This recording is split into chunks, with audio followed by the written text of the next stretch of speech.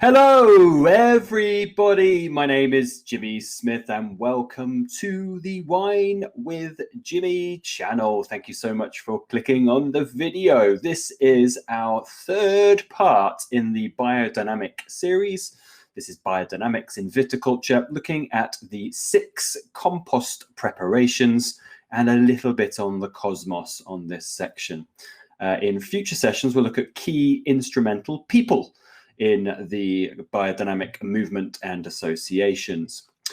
As ever, if you have any comments, questions, or concerns, please get in touch by leaving a comment at the comments section underneath this video on YouTube, or you can get in touch via the social media, which you'll find at the bottom of each slide, or the Wine with Jimmy website, which is where you will find the e-learning portal, which is a fantastic portal, if I do say so myself, to help you prepare and gain confidence for key wine industry examinations such as WSET.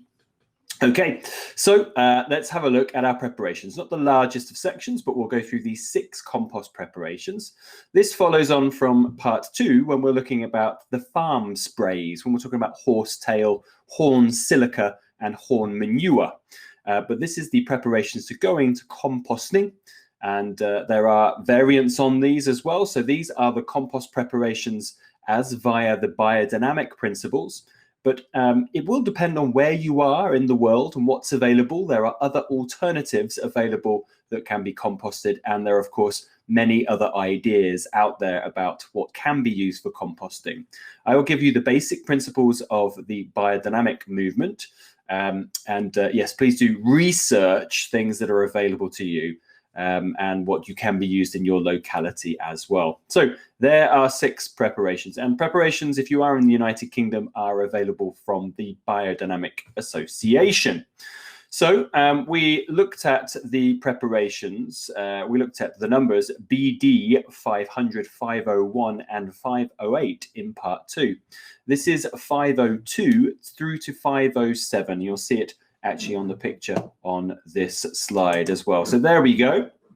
These are our 6 ones. Actually, horsetail is down here on the bottom right as well, but ignore that. That's actually preparation 508, which we actually talked about on part 2. But all the others are the preparations that we are going to talk about in this section. Okay, so the preparations here, 502 through to 507, will be added to the compost, and this is your compost then to be sprayed across your vineyard. Spreading the composts usually will happen in autumn. This is according to biodynamic and organic principles. This is when the earth kind of breathes in. It's a good idea, therefore, as the earth is breathing in, to then bring the composting into the soil, so it'll actually bring into the nutrients into those soils.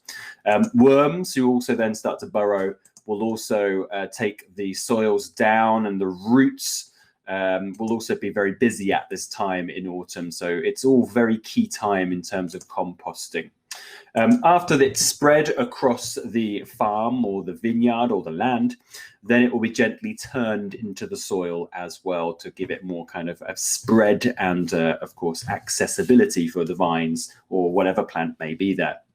Okay, so let's go through each of them. First of all, then, is biodynamic preparation 502, BD 502, and this is Yarrow. So Yarrow is a flower that you'll find sometimes in certain zones. It's often on roadsides and woodlands, and you will find it in places like the United Kingdom, for instance. Yarrow flowers. Now, I'm going to mention about the Rudolf Steiner philosophy. Now, as I've previously mentioned, I am no ambassador for biodynamics. I am attracted by some of the principles.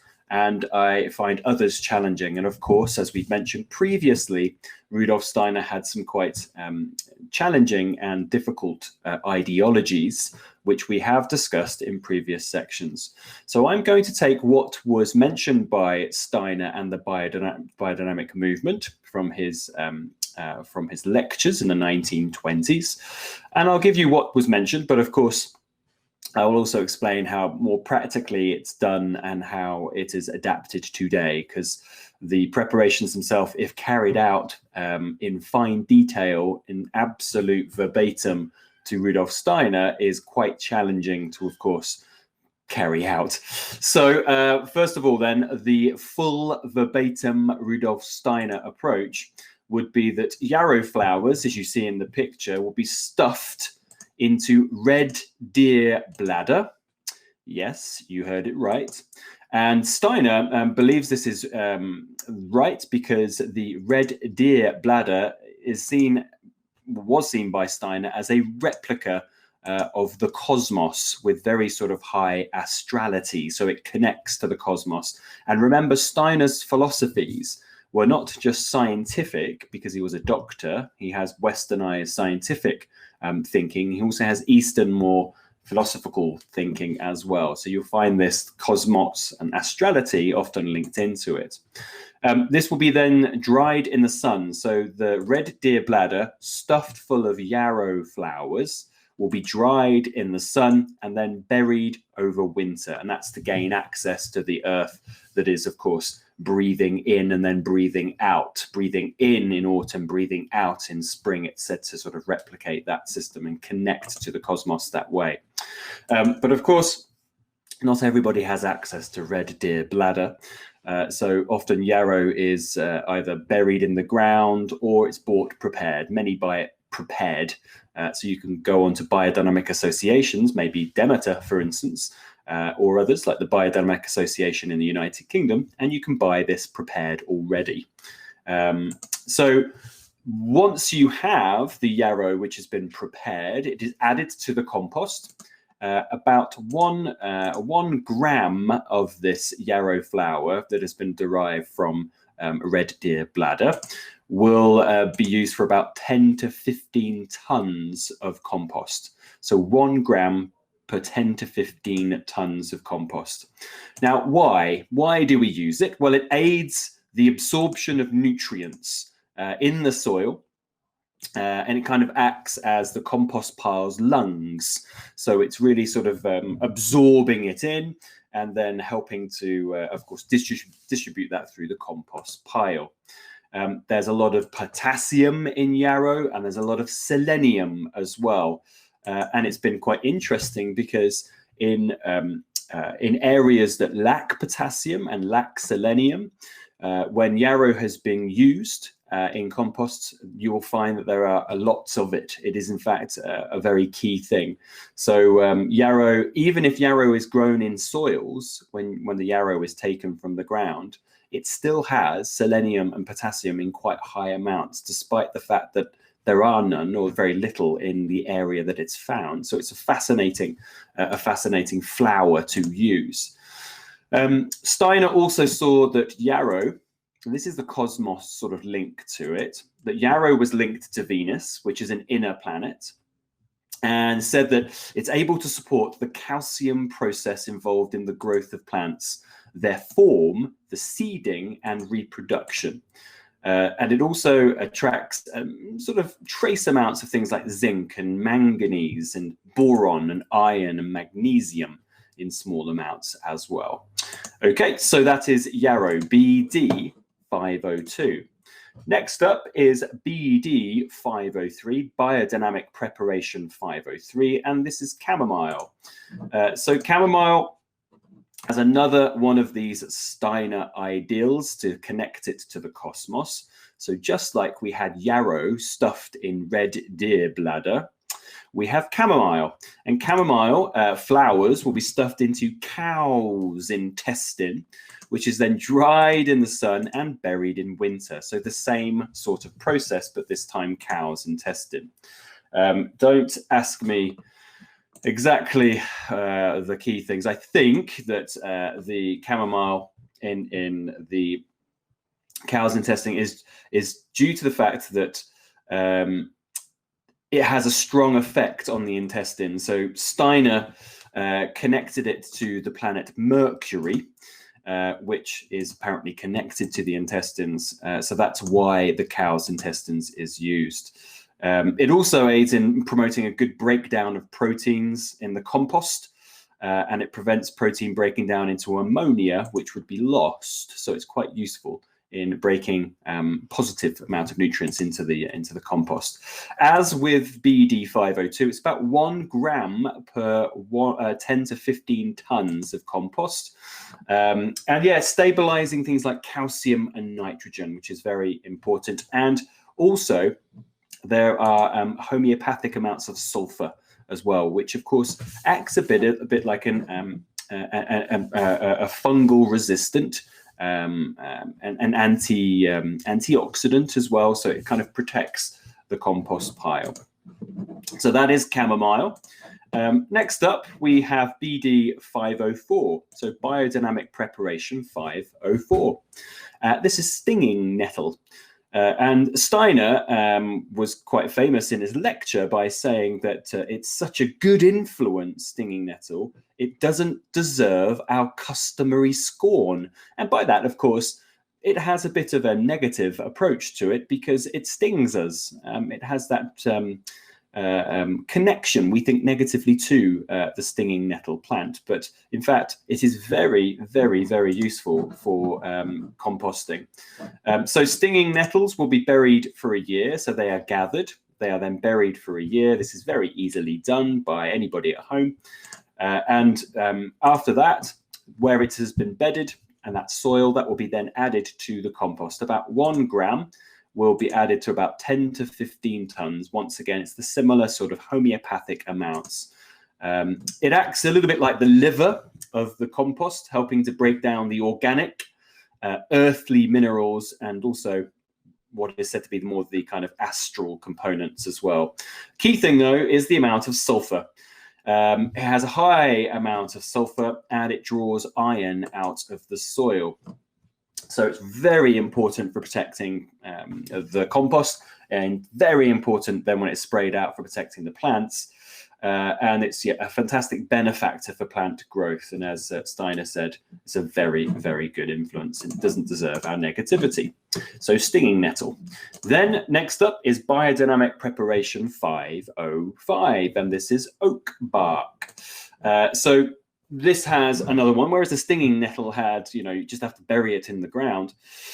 Where actually it's a little bit sort of fermented first as well, stinging nettle. But oak bark is stuffed inside the skull of a farm animal. Now, Steiner sadly passed away only about a year or just under a year after his lectures, and he actually never got round to explaining why it is supposed to be in a farm animal, a skull of a farm animal, or what type of farm animal. But it is supposed to be, and then stored somewhere moist for the winter. So a lot of the kind of tag pictures you'll see on biodynamic articles online, be it negative or positive, will include often things like animal skulls there with plants growing out of them. And so on, and bits of oak bark there, here and there as well, because it's a bit of a catchy picture to see. It's a bit of a strap line picture. So this will be, once it's broken down, it'll be added about 1 grams again to 10 to 15 tons of compost. It raises the pH of the soil, so it's very useful for, of course, exceedingly acidic soils. It wards off disease as well, and it prevents excessive plant growth. So it's quite good in high vigor zones.